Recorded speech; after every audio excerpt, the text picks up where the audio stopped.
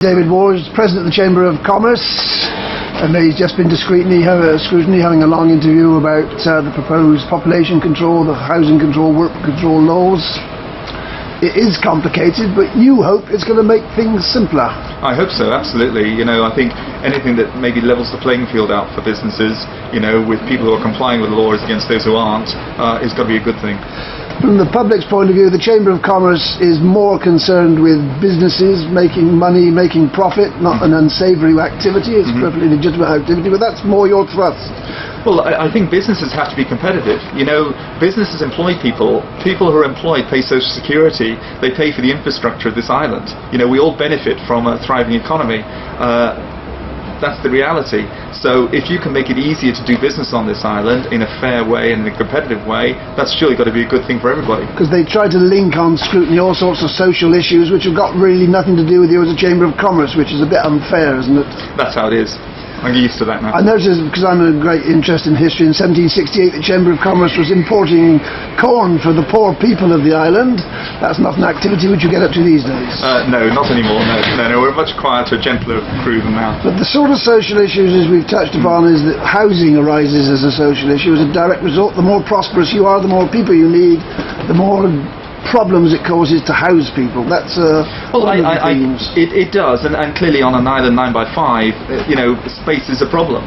But then that's where we have to house people more efficiently. In town, it's very interesting. People argue about, it's too built up and crowded in town. Where are you going to put these people if you want to keep Jersey green and all the rest of it? I think everybody has to sort of understand that you don't get one thing without the other. You can't just say, we want economic growth, but we don't want to employ anybody to provide it, or we don't need to build any houses to do that. So you have to understand, you do one thing, everything has an opposite reaction. The housing law has been in place since 1949. The housing shortage, whatever that might be, is greater now than it was in 1949. Regulation doesn't seem to be very effective in these sort of areas. It's very difficult, isn't it? If you have a growing economy, the pressure on the government to try and provide accommodation and the workforce to grow that economy is always there. At one stage they tried to drop the shutters down and said nobody can come into this island anymore. And in the end, what do? You stifle growth, you stifle economic activity, and in the end you basically create your own recession. They brought in a work permit law back in the 70s. They've never introduced it. Do you think that's a simple solution which people sort of talk about? Is that the answer? I'm not familiar with the work permits rule. I'm afraid that's a bit before my time. Well, it was introduced but never implemented. Okay, so it was one of those bits of legislation which they had the powers to do. Right. You may not know, but I petitioned the Privy Council against this particular package of legislation. I think it's far too draconian. It's got the human rights implications quite far-reaching. The idea that the card, it sounds simple, but you discussed today about how this card is going to be arrived at, what information is going to be on that card. Correct, yeah. It's not just simply about Social Security. No. Yeah, I would just say, the card thing, you get into this whole debate about, what's that card going to be used for? And I think my point was that there's such contention over that. I think you have to separate out people's identities from the card. We have to understand the card's being used for one thing, people's identities and the government's ability to track down individuals for all sorts of horrible purposes, is something else altogether. That's it. If the card is introduced in its simple form, it will develop and can be used for all sorts of things. Yes. Because it's certainly going to gather information that what they were not saying today, that they're forming a register of everybody who lives in the island, from a housing point of view, from a work point of view, and that information, in theory, could be attached to the card, and it could be very far-reaching. Yes, and I noticed you were very hesitant to say that it would be a good idea to have photographs on the card. That didn't... No, I'm very concerned because I'm very conscious of people's concerns and what that implies, all that data. But having said that, the reality is, in this world, data is constantly being garnered from us all the time. I'm sure it'd be very easy for anybody who did any homework at all in public records to find almost anything out about me they wanted to. Accuracy was one issue that was raised, and again with the complexity of the names, Eastern European names, some Portuguese names, even some Jersey names like Hulebeck, if I dare to mention one. Somebody's got to data input all this information to keep it accurate, make it accurate. Is that a problem, you think? Well, I think it's how you police it, isn't it? I mean, how are you going to police this? And the point was made there today was, the time frame it's being done over is 5 years. I mean, that seems an extraordinarily long time to do that, but clearly some people won't come up on government radar for that period of time because they're not transacting on a daily basis, whereas a business like mine, we're in, daily or monthly contact with government in whatever activity. So the point which is we've gone away with, and the Chamber are going to debate amongst ourselves, is how we might implement this new change of regulation. They were talking about having a register of all people in the island up and ready by, they're going to start when the next returns go in the end of the year, about now. That's going to be the basis of forming the register. They were hoping to have a complete register of all people in the island very early next year. Does that seem possible? Well, I don't know. I don't know the logistics of it. Just going through there today was actually quite a challenge to get the whole of the workforce on register. We're talking 22,000 people, so what we're talking about, a fifth of the population of Jersey, and how complex that is. So I don't know what measures are already in place, but if they're not well advanced, I would struggle to see that deadline. I was very interested to hear what you had to say about the White Van Man, he's colloquially called. They're not very well policed, but on the other hand, the fact that they're here, they're transit, they're here for one job, put in the kitchen and run, they may not make a direct social security contribution. On the other hand, they don't take much out of the island either, do they? They do the job, which for whatever reason, they're wanted. I think you're being very controversial there. There are two ways of looking at it. The positive way is it helps inflation, keeps inflation down, doesn't it? Because if the job's cheaper to be done by somebody else, you're not spending so much money on that particular job and you've got money to spend elsewhere. So you could argue from the consumer point of view, that's actually a good thing. From an employment point of view, from the bigger perspective, actually, taking someone's job away who could be gainfully employed, who will pay Social Security, employer and employee, Social Security, that's surely got to be a negative side of it all. So you pay your money, it takes your choice. Again, it's not one simple. It's just not a simple answer. That's exactly what I was thinking about when you were talking about internet shopping and how this is affecting local business. Well, of course, it is. Yes.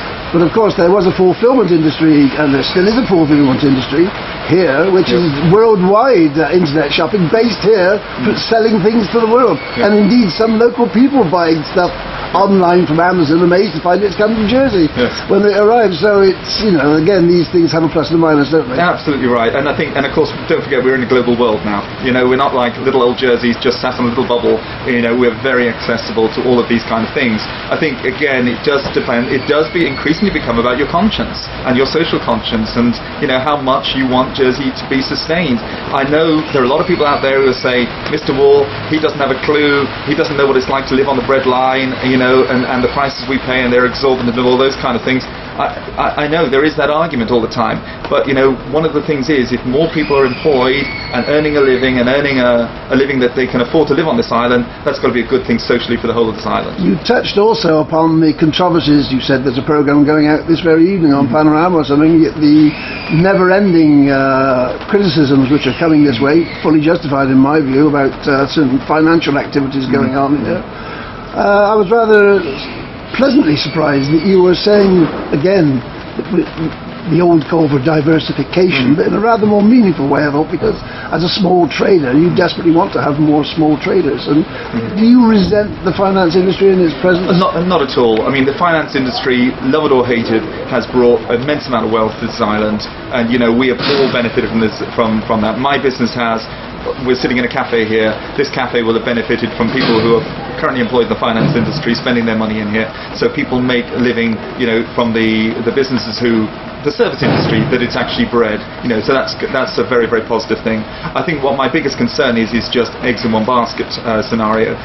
At the moment the knives are out for Jersey, they're out for offshore areas, and I think we have to be very, very sensitive to that. My question always is, what are we doing? What's government doing to try and tell the Jersey story to the wider world? Because I would disagree with you that what's being done on this island is fundamentally evil. It's absolutely not. There's a lot of very legitimate stuff that I'd say a lot of 99.9% of all the stuff on here, I'm sure, is perfectly legitimate, and Jersey actually has a major role to play in getting funds into Europe for investment into Europe and the UK. And we can't just wipe that off and say no, that's irrelevant. One of the areas which was touched upon was, of course, the people without qualifications, and there's two levels of qualifications: 5 years to get Social Security, you have to have lived here; 10 years now currently to get housing qualifications. We are told that there are 10,000 people who live here, work here, have children possibly, who don't have housing qualifications. We don't know how many of those don't have social security qualifications. That's not an acceptable position to go on year after year, is it? To have this non-qualified sector? Inevitably there will always be a non-qualified sector. I guess the problem is how high should it be? What's an acceptable level? There are certain areas, and it comes back to my point about saying how do we upskill the local population to ensure that they have the skills that means that we don't have to bring people from off island into the island. That means education has a place to play. Skills Jersey has a part to play in all of this kind of thing. And so if we can change the dynamic by recognising these issues, then those issues hopefully will reduce. Inevitably we are always going to have an unqualified sector, because there's never going to be somebody on Jersey who's going to be able to do every single job that comes up on this island.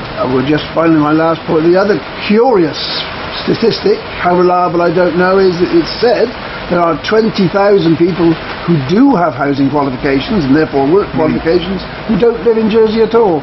I mean, that's a rather strange result of all these regulations, isn't it? It is, isn't it? That's very, very strange indeed. I mean, you're talking about people who, I guess, live off the island but have these qualifications. The one thing you would say is, I hope they don't all come back tomorrow, because then we really will have a problem on housing. Well, they certainly would, and they can all go to Social Security and start claiming benefits as well, presumably. Absolutely. You have no employment for them? I don't at the moment, no, certainly. I don't. 20,000 is a huge number, isn't it? And the question is, I don't know, what skills do they have? What skills will they bring back to the island? I think some of the sad fact is that there are people who they have to feel that they have to leave this island because there isn't anything on Jersey that they can employment do or housing, neither can suit them. This is the net result, to my perspective, of so much of this regulation. It's having a totally opposite effect.